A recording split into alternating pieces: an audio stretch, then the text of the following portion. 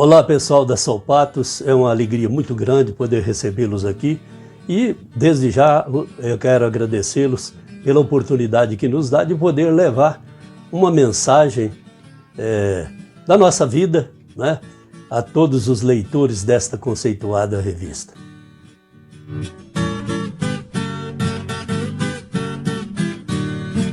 Manito, em resumo, filho de Calixto de Noronha e Benevenuto Furtado da Silva, nasci em Carmo do Paranaíba, 22 de novembro de 44, e mudamos de lá, fomos para Patrocínio, moramos em fazenda, trabalhamos na roça, começamos a estudar em escola rural e posteriormente fomos para a cidade, onde além de passarmos a estudar em escola da cidade, também a gente iniciou a desenvolver o dom, né, da música, ouvindo primeiro na roça, em rádios a pilha, ouvindo Tonico e Tinoco, Zico e Zeca, os Três Batutas do Sertão, Zé Carreiro e Carreirinho e muitos outros da época. E iniciamos a nossa trajetória artística cantando na radiodifusora de Patrocínio. Isso nos anos 50, por aí. Esse é o primeiro detalhe, né, que eu conto. Tive como parceiro o meu irmão Taquinho Noronha, foi o primeiro parceiro. Quando eu tinha 10 anos, ele 8 anos, começamos a cantar na radiodifusora de Patrocínio e lá, inclusive, fomos denominados Canário e Canarim, né, pelo Humberto Cortes. O nome da dupla era Canário e Canarim. Posteriormente fui cantar com meu irmão mais velho, que era o Noronha Neto, e finalmente acabei formando dupla com o Osmano, quando aí já é uma trajetória mais longa, que iniciou-se em 62, quando nós vencemos a roda de violeiros da Rádio Clube de Patos, exatamente no dia 22 de maio de 62.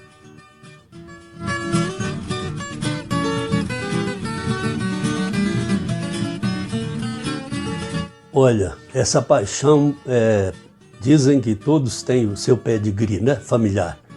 O meu avô materno era capitão de folia e nós herdamos dele, quando ele faleceu, uma pequena viola chamada Queluz, que quando ele faleceu, um tio, que é irmão da mamãe, chegou e disse assim: ó, Benevenuto, seus meninos aqui da nossa família, só os seus meninos quem cantam.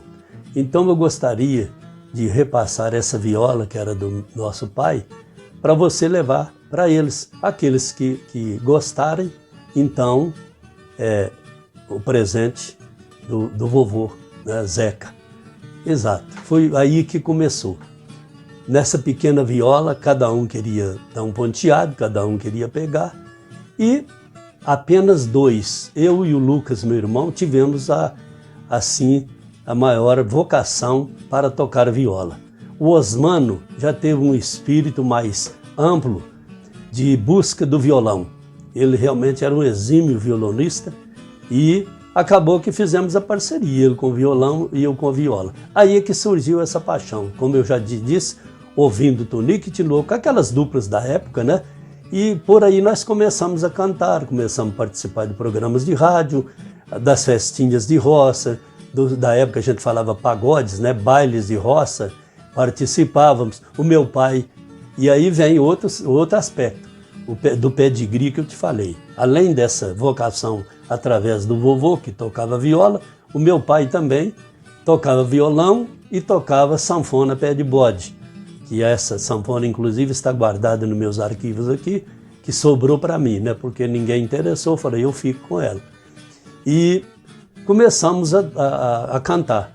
Papai cantava, mamãe cantava. Meu pai tocava uma sanfona 8 baixos e a mamãe batia uma caixa, dessa caixa comum de folia, acompanhando os bailinhos de roça, e era aquele arrasta-pé a noite inteira. E por aí é que começou, que tudo começou.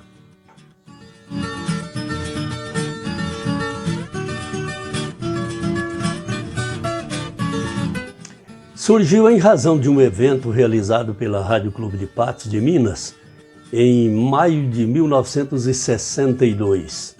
Nós participamos entre 73 conjuntos, entre trios, cantores solo, dupla, conforme a minha mãe do Osmano, foram 73 conjuntos musicais. E entre esses 73 nós saímos campeões do Alto Paranaíba, porque o torneio foi regional, e promovido pelo Patrício Filho, Rádio Clube, e nós vencemos. E ao vencer esse evento, a emissora nos contratou por um período de 6 meses, de maio de 62 a dezembro de 62. Terminado o nosso contrato, nós fomos para São Paulo. E quando chegamos em São Paulo, fomos orientados de que teríamos que conseguir como é que era o nome?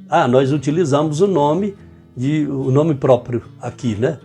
Nesse torneio da Rádio Clube, Osvando e Olivar. Aí conversamos com um, conversamos com outro. Naquela época existia a UASP, que era a União dos Artistas Sertanejos, e aqueles que estavam já iniciando, gravando e tal, tinha que registrar na associação, na União dos Artistas. E aí nós fomos preparar toda a documentação, então, mas precisa arranjar um nome. E aí nós fomos pesquisando, até que chegamos a um denominador comum de que Osmano e Manito seria um nome adequado, em razão de 6 letras cada um, né, e ser irmãos, né, Osmano e Manito. E no início a gente vacilou um pouco, não aceitava, mas depois acabou aceitando. Beleza. Aí tivemos que registrar o nome, registramos na Marcas e Patentes, Sul América, etc. E já fomos também convidados para apresentar no programa sertanejo da Rádio Nacional, onde nós ficamos um ano apresentando naquela emissora, apresentado pelo Nhozé, na madrugada, e Zé Russo, que posteriormente foi o apresentador do programa de maior sucesso de música sertaneja do Brasil, que era a linha sertaneja classe A da Rádio Record de São Paulo. E ali nós fizemos muitos amigos, entre outros a dupla Canário e Passarinho, que em 67, quando nós retornamos a Patos de Minas, eles vieram aqui dar um show e nos convidaram para participar de um show com eles num circo, que foi até pitoresco, né? A história.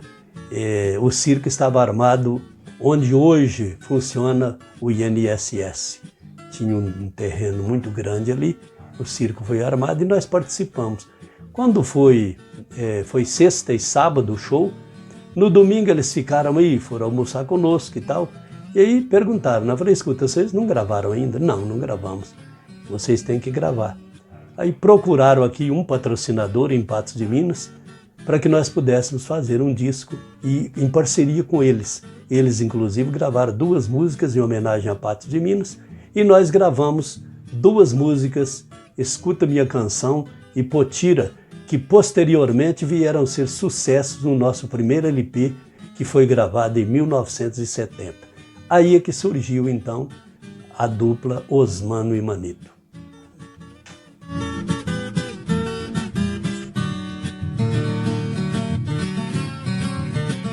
Nós tivemos a oportunidade de gravar um compacto, 11 long plays, aquele que eles chamam de bolachão, né? O vinil. Foram 11 LPs e, na verdade, saíram 12, porque depois um foi repetido. Porque quando a gravadora, que era a Califórnia, que nós gravamos, fechou, eles transferiram o acervo para outra gravadora. E ela soltou mais um disco nosso, incluindo outras músicas, e aí completamos uma dúzia de LPs. CDs, nós fizemos uma coletânea, fizemos desses 12 discos, nós fizemos 6 CDs. E depois gravamos 2 DVDs, incluindo também músicas dos nossos CDs e gravando outras músicas para completar. E os destaques desses discos todos, o maior de todos foi a Escuta Minha Canção, que foi a música que consagrou a dupla no ano de 71, em Goiás, Mato Grosso e grande parte do Brasil. São Paulo, Paraná, Brasil Central, né? Grande parte da Bahia também, norte de Minas, sul de Minas, por aí afora, e chegou a ultrapassar fronteiras, porque essa Escuta Minha Canção ela foi regravada inclusive por alguns conjuntos argentinos e paraguaios, por ser uma polca paraguaia. E foi o maior sucesso. E em seguida, nós tivemos no primeiro LP, Escuta Minha Canção, Festa de Agosto, Miragem, Esta Noite Sonhei Contigo e Nosso Amor Não Morreu. Foram 5, podemos dizer, sucessos daquele LP.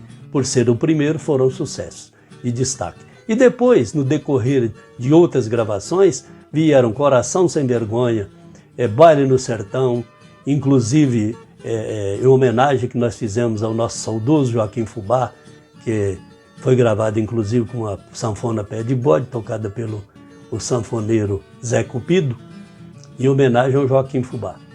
E tivemos mais a Viola de Pinho, Quebra Gabiroba, e uma dezenas de outras músicas de destaque que não foram sucessos como as anteriores, mas sempre em cada disco nosso destacava 1, 2, 3 músicas. Nós sempre tivemos também uma escolha, uma vocação para colocar entre as gravações uma música assim cômica, sabe? E isso marcou muito no Osmani e Manito.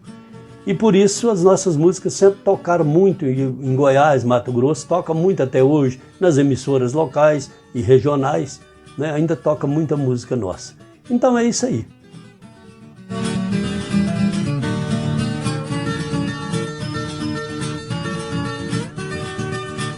Olha, vou resumir para você. Discos, o retorno maior que nós tivemos foi o respeito, a admiração das pessoas com as quais nós convivemos em todos os sentidos, tanto no setor da comunicação, rádio, televisão e os fãs que compareciam nos nossos shows. Nossos shows naquela época não rendia tanto dinheiro. Por quê? Porque a gente, como artistas do interior, nós não tínhamos a participação em grandes programas. A grande mídia, que era a televisão, não abria espaço para a música sertaneja naquela época. Só as emissoras do interior e algumas das capitais tocavam música sertaneja. Então, nós ganhamos pouco dinheiro em shows em razão de participar. Era em circo de tourada, esse circo de variedade, mas circos pobres. Então, nós não tivemos um bom retorno financeiro. E outra, não tínhamos a figura do empresário que investia na dupla, né? A própria dupla vendia o show, a própria dupla ia para a bilheteria receber bilhete de entrada, de circo, e era isso aí. Na nossa época, tudo era mais difícil. Você, para tocar o seu disco, tinha que pegar um disco aqui, levar a Uberlândia e distribuir nas emissoras de rádio, levava a Goiânia. E depois que a gente começou no primeiro e o segundo LP, quando o primeiro estourou um sucessozinho, que foi Escuta Minha Canção, aí a própria gravadora já se encarregou de mandar para as emissoras.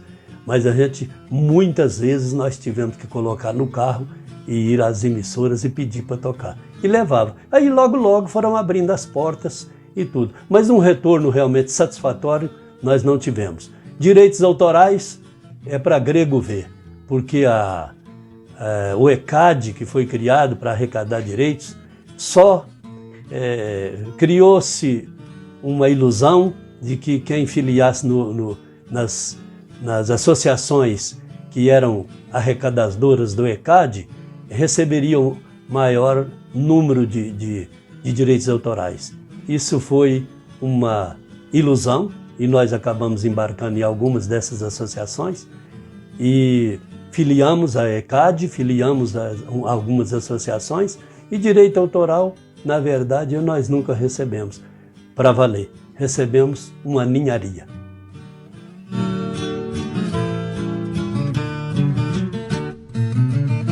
Olha, quando se fala em sertanejo, nós temos que dividir duas águas, né? Não é a água do São Francisco e do Paranaíba, não.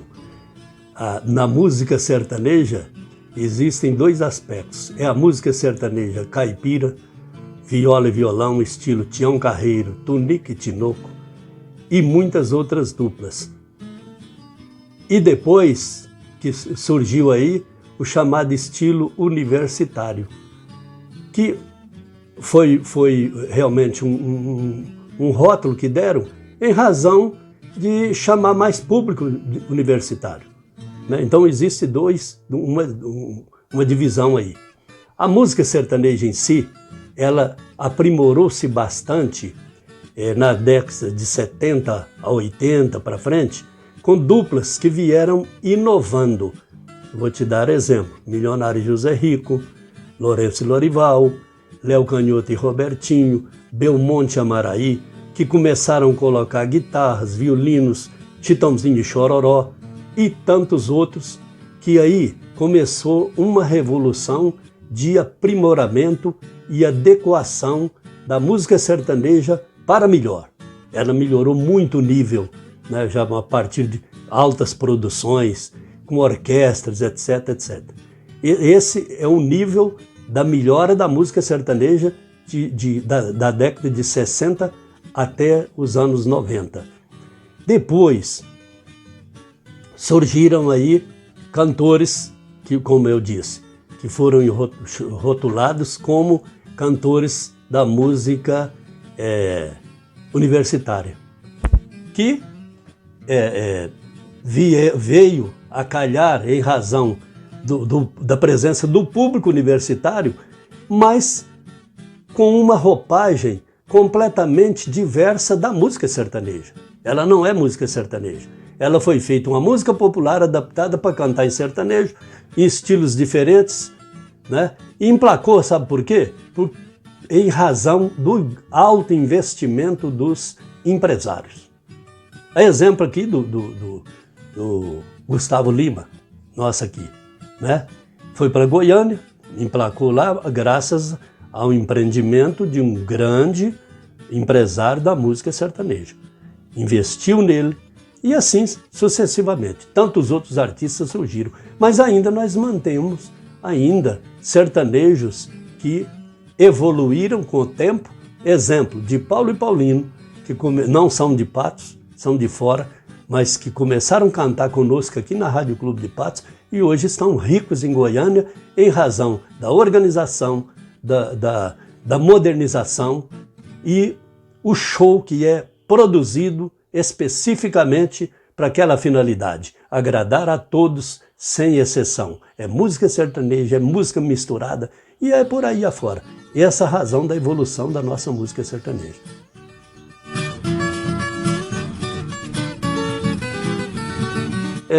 Eu, como advogado, que eu fui 34 anos, hoje sou aposentado, eu convivi nos bastidores da justiça, em autos pretórios, em defesas criminais, em atuações de processos civis. Fui advogado da Polícia Militar por 17 anos e tudo isso que nós acompanhamos pela televisão nos deixa triste, realmente. Por quê?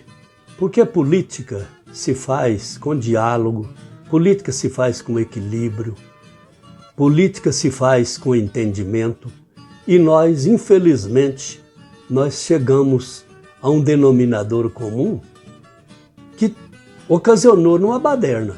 Por quê? Porque ocorreram dois motivos que eu acho fundamentais para que isso viesse a ocorrer.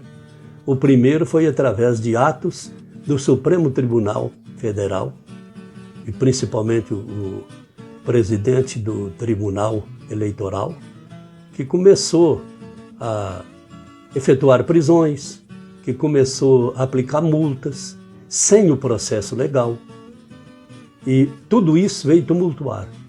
E achei muita infantilidade do atual presidente do Senado Federal, que é mineiro, que é nosso conterrâneo, mas ele foi totalmente omisso, porque quem cabe a legislar é o Congresso Nacional, através dos deputados e senadores, e principalmente através do Senado.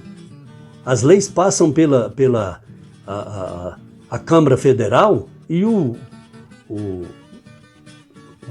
Senado dá o veredito final. Quem cria as leis são os legisladores. Os juízes cumprem a lei. E aí o que acontece? Aliás, determinam que seja cumprida a lei, né? Que seja cumprida a lei. Se houve um ato determinando que o cidadão tenha que fazer isso ou aquilo, tem que ser através de um processo legal. Então eu achei ridículo essa situação. E a baderna que aconteceu também, eu acho que houve um desequilíbrio muito grande dos manifestantes, que não é assim que se faz política. Essa pressão, eu sempre fui contra isso. Eu, na época que fui estudante, nunca participei de ato nenhum, de greve, de vandalismo, nunca fui a favor disso. Então acho que no momento, como pai de família, como advogado hoje aposentado, sou avô, sou pai, sou marido, né? Você tem que cuidar da sua família com respeito e observar que as autoridades também respeitem os princípios constitucionais e os símbolos da nossa pátria, que são fundamentais para o nosso entusiasmo como brasileiros que somos.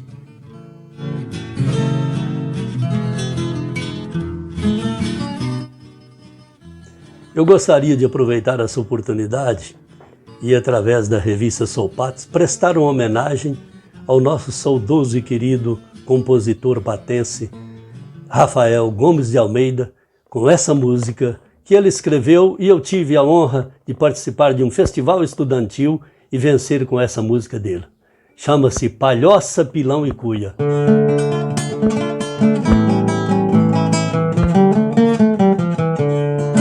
Palhoça, pilão e cuia, roçado é milho no chão, cabocla com dente de bulha, é a festa do meu sertão. Menina, o amor se define na vida sem muita revolta, é o dar-se todo sublime, sem querer nada de volta. Aprenda a seguir doando, aumente o seu haver, enfrente a vida cantando, e cantar é o seu dever.